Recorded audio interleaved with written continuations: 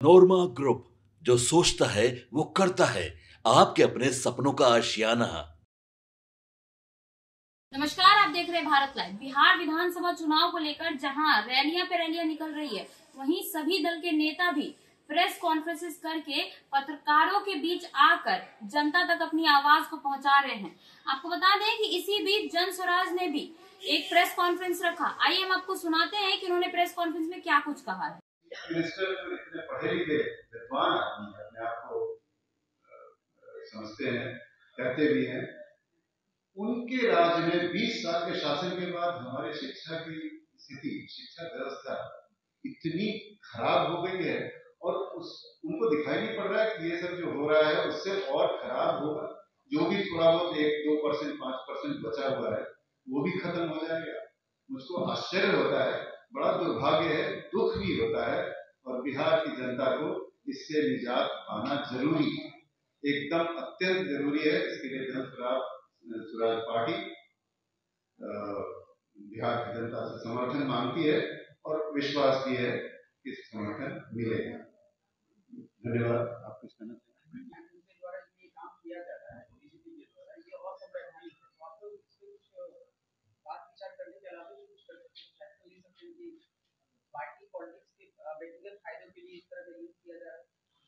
आप जानते हैं कि जो सरकारी कर्मचारी है उनका एक काम है, आप उनको पॉलिटिकल मीटिंग में भीड़ जुटाने के लिए आप जिनका दीदी को ले जा रहे हैं, शिक्षक के प्रतिनिधि कर रहे हैं, तो निश्चित तौर पर ये कहाँ का जो है,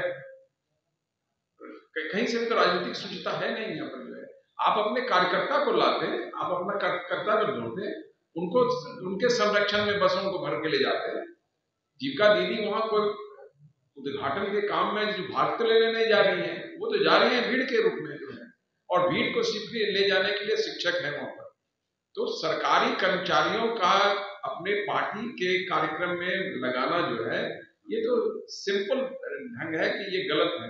इसमें कौन सी बड़ी बात है? गलत है, आप समझ रहे हैं गलत है, और लोग समझ नहीं रहे। आप समझिए ना, सरकारी काम जो है सरकार का एक काम होता है, सरकार सबके लिए होता है। प्रधानमंत्री जो आए हैं वहां जो वो मीटिंग एड्रेस करेंगे, वहां भीड़ के लिए जीविका दीदी को ले जा रहे हैं। मान लीजिए कि अभी हमारे प्रशांत जी के यहाँ भीड़ आ रही है, कौन सी भीड़ आ रही है? आम जनता आ रही है ना। हम लोग कहीं से उठा के कोई कर्मचारी इसको तो नहीं ला रहे हैं। तो भाई ये जीविका दीदी को ले जा रहे हैं भीड़ जुटाने के लिए।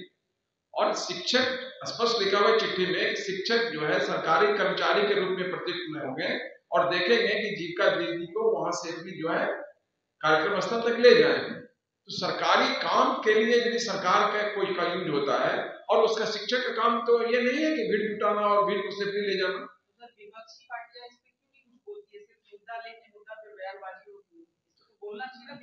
हम लोग आज जो हम लोग बोल रहे हैं, आप मीडिया को जो हम लोग संबोधित कर रहे हैं, हम तो उसी बात को उजागर कर रहे हैं। क्या वो नहीं लड़ेंगे चुनाव? क्या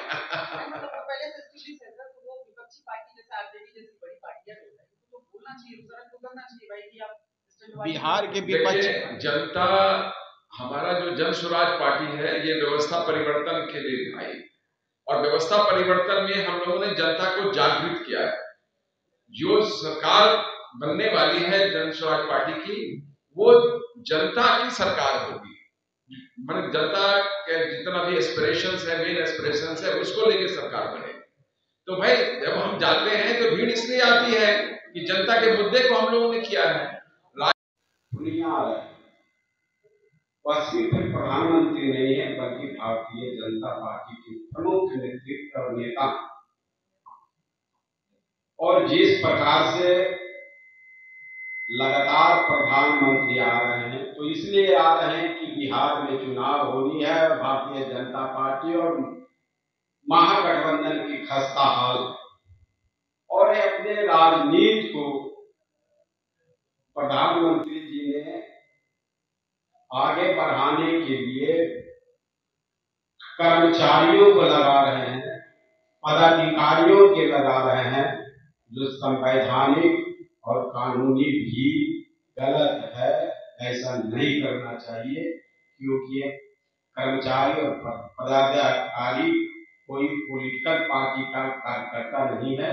इस सरकार की एजेंसी के अधिकारी हैं, बिल्कुल यह संवैधानिक रूप से गलत है और कानूनी रूप से भी गलत है।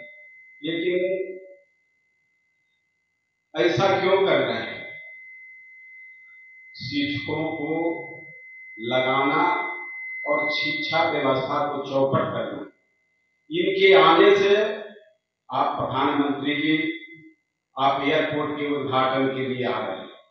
आपने तो कई टेक्नोलॉजी का पहले भी इस्तेमाल किए कि आप दिल्ली से बैठे बैठे उद्घाटन कर देते। तो इस कार्यक्रम को भी आपको उद्घाटन दिल्ली से ही बैठे बैठे कर देना चाहिए था।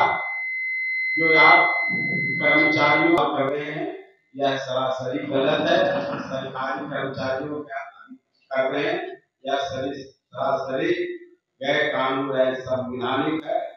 और शिक्षक और जीविका दीदी पूछ रही है कि तेरे अगले में मेरा क्या काम है। भारतीय जनता पार्टी के नेता हैं नरेंद्र मोदी जी, तो शिक्षक पूछ रहे हैं, जीविका दीदी पूछ रही है कि तेरे अगले में मेरा क्या काम है। तो इसलिए ये जवाब धमका के इस्तेमाल इसलिए कर रहे हैं कि भारतीय जनता पार्टी के पास अब कार्यकर्ता बचे नहीं है और इनकी महागठबंधन की सरकार इस बार विदाई होने वाली है और प्रधानमंत्री और भारतीय जनता पार्टी बिहार में डरा सहमा है और यह किसी प्रकार एक गेट पार करें यह पुनः सत्ता में आना चाहती है। लेकिन यह इनका सपना सुख मिलने वाला नहीं है भारतीय जनता पार्टी के। अब बिहार में जनसुराज अपनी लाम ताम झाम के साथ आगे बढ़ रहा है और जनसुराज से इनको इतनी डर पैदा हो गई है कि इनका कार्यकर्ता अब छोड़ रहे हैं। भारतीय जनता पार्टी जब के कार्यकर्ता को सब जनसुराज में ज्वाइन कर ली, इसलिए उनके पास कार्यकर्ता कहाँ है। इसलिए जीविका दीदी और शिक्षक को इस्तेमाल करके अपना स्वागत करवा रहे हैं। ये दुर्भाग्य है भारतीय जनता पार्टी के। इसलिए अब जनसुराज आगे करेगी। यह प्रमाणित करता है कि जनसुराज के पास अब कार्यकर्ता नहीं है। जीविका दीदियों से और शिक्षकों से काम इनका चल रहा है और इनके जितने कार्यकर्ता थे वह जनसुराज को मुखातिब हो गए हैं। इसलिए बीजेपी को और महागठबंधन को बिहार से विदाई तय। दीदियों को आप ले जा रहे हैं भीड़ जुटाने के लिए और शिक्षकों की प्रतिनिधि कर रहे हैं कि सेफ्टी उनको ले जाने के लिए। ये कदापि नहीं होना चाहिए और इस तरह की चीजों रुकी जानी चाहिए। यदि हमारे जो अभी हम लोग मीडिया में बता रहे हैं ये यदि प्रधानमंत्री तक जाता है तो उनको सोचना चाहिए एक बार कि क्या इस तरह के कार्यक्रम में इस तरह के लोगों को प्रतिनिधित्व करना चाहिए भीड़ जुटाने के लिए और उनको सेफ्टी ले जाने के लिए। मैं सोचता हूं कि कदापि नहीं। हम मीडिया के माध्यम से ये बताना चाहते हैं जो इस कार्यक्रम को ऑर्गेनाइज कर रहे हैं कि उनकी ये प्रतिनिधि ना करें क्योंकि इससे जो है शिक्षा का स्तर गिरेगा। धन्यवाद। जैसा कि आपने सुना कि उन्होंने प्रेस कॉन्फ्रेंस में क्या कुछ कहा। इस प्रेस कॉन्फ्रेंस में अध्यक्ष जनसुराज के अध्यक्ष उदय सिंह भी मौजूद थे।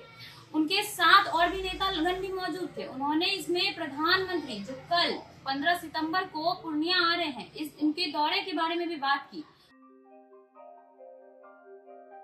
आपके सपनों को हमने सजाया है। ई होम्स पैनोरमा को हमने बनाया है। ई होम्स मेरा एक सपना था जिसपे मैं पिछले 4 साल से काम कर रहा था। हमने जो बनाया है वो सबने है माना। ई होम्स पैनोरमा में हो आपका भी आशियाना। और फाइनली हमने 2021 में इस प्रोजेक्ट को लॉन्च किया। बहुत लोग अप्रिशिएट कर रहे हैं कि पूर्णिया जैसे शहर में बिहार के, एक तो बिहार की बात करें उसमें भी पूर्णिया जैसे छोटे जगह में इस तरह का लाइफस्टाइल देना, ये सुन के हम लोगों को बहुत अच्छा लगता है। ई होम्स में हमने कुछ और भी किया है, जैसे हम जिस जगह में रह रहे हैं हमारे फैमिली सिक्योर हो, उनको सिक्योरिटी का ध्यान में रखा है।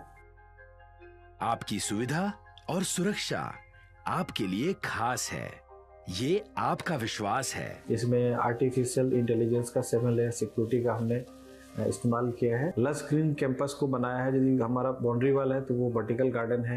ये जितनी भी फैसिलिटी होता है एक इंटरनेशनल टाउनशिप में ई होम्स है, ये हम लोग विश्वास नहीं कर पा रहे हैं। जो भी हमारे मित्र दोस्त या जो भी हमारे बाहर के बायर आते हैं तो हम लोगों को बहुत अच्छा सुनने को मिलता है और बहुत अच्छा क्रेडिट मिल रहा है। वो सारा हमने सिर्फ एक बिल्डिंग नहीं बनाया, हमें एक बहुत अच्छा लाइफस्टाइल दिया ई होम्स में, और मेरा एक सपना था जिसको मैं आज फुलफिल होते हुए देख रहा हूँ। ये आपका आवास है। ई होम्स पैनोरमा में अब आपका निवास है। E Homes Panorama, luxurious lifestyle redefined. Panorama group, जो सोचता है वो करता है। अगर ये वीडियो पसंद आई और वह बिहार के राजनीति और बिहारियत से सरोकार रखेनी तो सब्सक्राइब बटन दबा के चैनल के सब्सक्राइब कर ली। ओजे एगो घंटी बा, ओकरा बटन दबा देला से कुल सटीक और मारक खबर रुआ मुफ्त में मिल जाई। अगर रुआ पत्रकारिता के हमनी के नया प्रयोग में सहयोग कर चाहतानी तो ज्वाइन बटन दबा दी। पेटीएम नंबर नोट कर ली 9386816700।